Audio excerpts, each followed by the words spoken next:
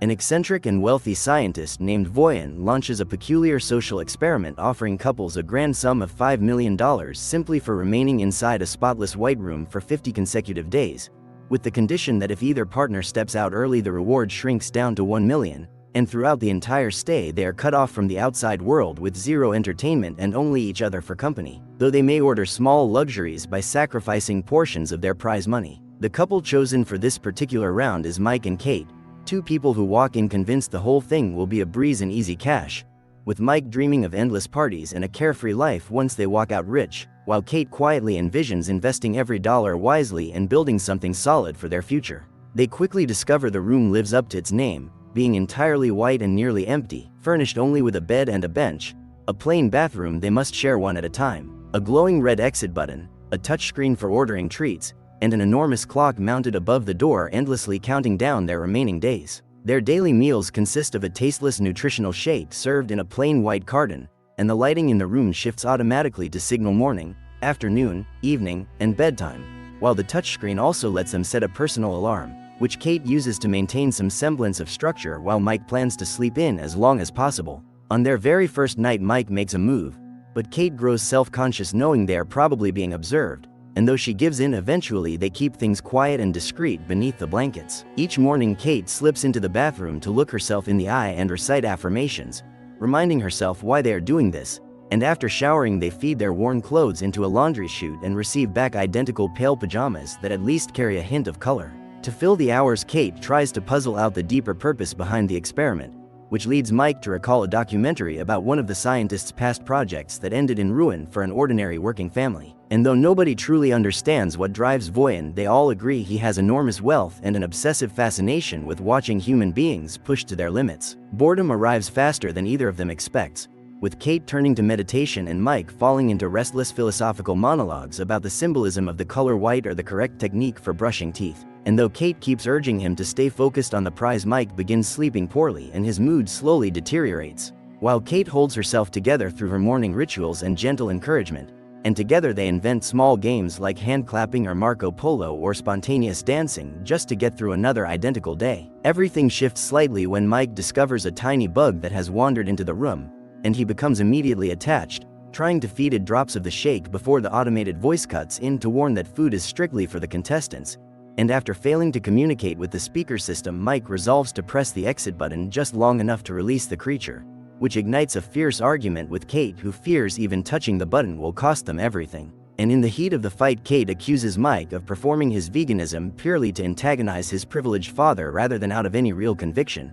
And then as she storms off she accidentally crushes the bug underfoot, and Mike struggles to believe it was truly unintentional despite her apologies. Mike retreats into sullen silence for the rest of the day until he decides he cannot bear doing nothing any longer and uses one of his two available treats, sacrificing a significant portion of their reward in exchange for a single green crayon, which is modest but enough for him to begin covering the walls with his art.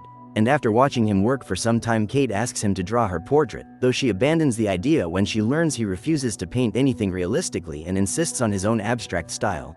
And eventually the crayon runs down to nothing and leaves green smears across the bathroom and a towel crumpled on the floor, prompting Kate to apologize later for snapping at him and to acknowledge quietly that this ordeal is far harder than she imagined, though she notes they only have about 3 weeks remaining. Boredom grinds on until one morning Kate wakes to find an unexpected pistol sitting in the bathroom, and since neither of them dares check whether it is loaded and its presence feels deeply unsettling, they shove it under the bed because the rules explicitly bar them from putting anything other than clothing down the laundry chute. Relief comes briefly when the experiment grants them a connection session and plays video messages from their families, with Mike receiving a warm clip from his sister who catches him up on family news but who clearly believes Mike and Kate have long since split up. And while seeing her fills him with joy, Kate panics when the screen begins playing footage of her estranged father, who has apparently found his way into a homeless shelter and off the streets, and no matter how desperately she pleads with the system to stop, it keeps playing, so she retreats behind the bathroom door and weeps while Mike follows to hold her.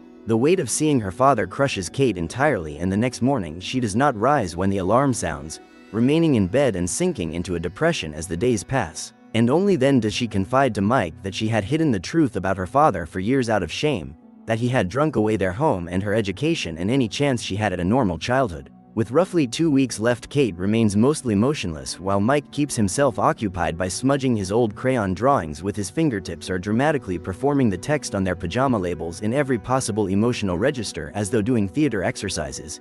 And he coaxes her to eat with gentle jokes about the flavorless shakes. But nothing truly reaches her, and sometimes he simply climbs into bed beside her hoping his presence helps. And when it does not, he occasionally sleeps on the floor just to feel something different underfoot. One morning Mike admits aloud that he is no longer sure he can finish this, and that confession is enough to pull Kate upright. And before heading to the shower, she insists Mike spend his second and final treat, even knowing it will slash $250,000 from their prize. So he does. And the door swings open to admit a woman named Simone, who walks in completely unclothed and explains she is simply an actress hired for a paid engagement that involved signing a pile of non-disclosure agreements, and that her agent told her she would probably only be there for a single day. Kate is immediately guarded and makes Mike hand over his shirt so Simone has something to wear, and Simone notices Mike's wall drawings at once and admires them with genuine knowledge of the artistic influences, which irritates Kate further. And when night comes, Mike offers to sleep on the floor while the women share the bed and Simone volunteers to keep watch. But Kate refuses the chivalry and insists they all fit together with herself firmly in the middle, and that night it is Kate who lies awake staring at the ceiling. Morning comes and Kate panics, briefly not finding Simone beside her until she realizes she is only in the bathroom. And unable to resist any longer, Kate spends her own treat and receives a small box containing 3 colorful candies, eating one herself and offering one to Simone, while Mike hesitates for a long time before reluctantly accepting the third. Soon the 3 of them are dancing wildly around the room and sharing impulsive laughing kisses. But then Mike's expression darkens and his trip turns vicious as he sees blood spreading across the walls and feels himself drowning while watching a younger version of his little brother fall beside him in the water. And the 2 women have to pull him back and calm him until Kate can coax him into bed. And afterward, Simone asks quietly what he had been saying about Sean and drowning. And Kate explains that Mike's younger brother drowned in their family pool on a day when Mike had been left in charge and had been intoxicated. And the guilt never left him, and that is precisely why he had been so reluctant to accept the candy. Simone then asks how the 2 of them met, and Kate softens, recalling how on a rainy day with no umbrella Mike simply appeared beside her and offered to spread his arms wide and catch all the falling drops so she would stay dry. When Mike wakes, Simone tells him she lost her own mother as a child, and the 2 of them find a quiet understanding in their shared grief, and she reaches over and takes his hand. And when Kate walks back into the room and sees them like that, something inside her fractures, and she accuses Simone of trying to take him, and Simone responds calmly that Kate lashes out because she is fundamentally insecure, and the room erupts into shouting until Mike puts himself between them and walks away. And Kate rushes to apologize to Simone and admits she probably misread the moment, but Simone plants a seed of doubt by suggesting that perhaps she did not. The next morning Mike is pale and unwell, but Kate is focused elsewhere because Simone has vanished, though she left behind a message scrawled in green crayon on the wall thanking Mike for a wild night.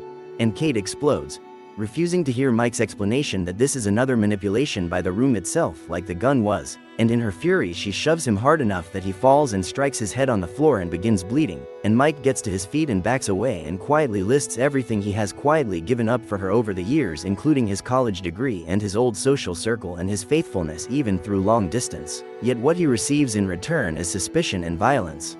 Kate breaks down crying and tries to reach him, but Mike grows dizzy from the wound and genuinely fears he needs medical attention, asking Kate to come with him. And Kate pulls the gun out from under the bed and points it at him. But Mike walks through the door anyway. Left alone, Kate falls apart in the shower and wanders the room in circles until she notices the raindrop drawing Mike made on the wall and stands before the button herself, weighing what remains. Months later, Mike is out on a morning run when he spots Kate leaving a building across the street, and they fall into step together for a walk to catch up. And when Mike asks if she ever left the room or stayed to the end, she avoids answering directly. And as they walk away, the camera pulls back to reveal the building is the homeless shelter from her father's video. And back in the immaculate white room, the clock resets and a fresh couple steps through the door ready to begin.